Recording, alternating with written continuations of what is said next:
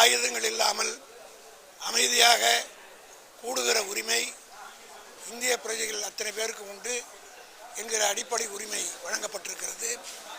அந்த உரிமை மீறப்படாத வகையில் வகுக்கப்படுகிற எந்த கண்டிஷனாக இருந்தாலும் இது மீறாமலும் குறையாமலும் இருப்பதற்குரிய வகையிலே ஏற்பாடுகள் செய்யப்பட வேண்டும்.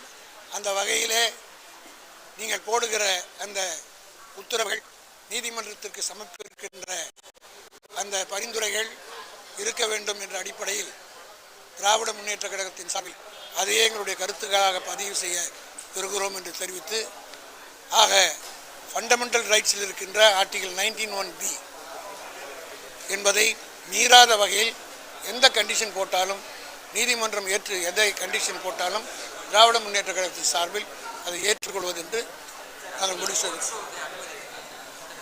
பல கண்டிஷன்ஸ் போட்டிருக்காங்க, அதை சொல்லியிருக்காங்க, அது நிறைய இருக்குது. அதையெல்லாம் தெளிவாக அவர்கள் கொண்டிருக்கிறார்கள். அந்த கண்டிஷன்கள் எல்லாம் எந்த கண்டிஷன் போட்டாலும் அடிப்படை உரிமைகளை மீறாத வகையில் தானே கோர்ட்டுடைய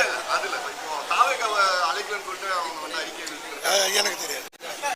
அது அழைச்சது திமுக இல்லை, அழைச்சவங்க யாருன்னு நம்மளுக்கு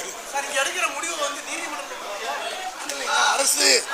அதாவது இது நீதிமன்றத்துடைய டைரக்ஷனில் தான் இந்த கூட்டம் கூடப்பட்டிருக்கு. ஆக இது நீதிமன்றத்திற்கு சமர்ப்பிக்கப்படும். நீதிமன்றம் இதற்கு பிறகு இதில் என்னென்ன திருத்தங்கள் செய்து டைரக்ஷன் கொடுக்குறதோ that will become rule of the law.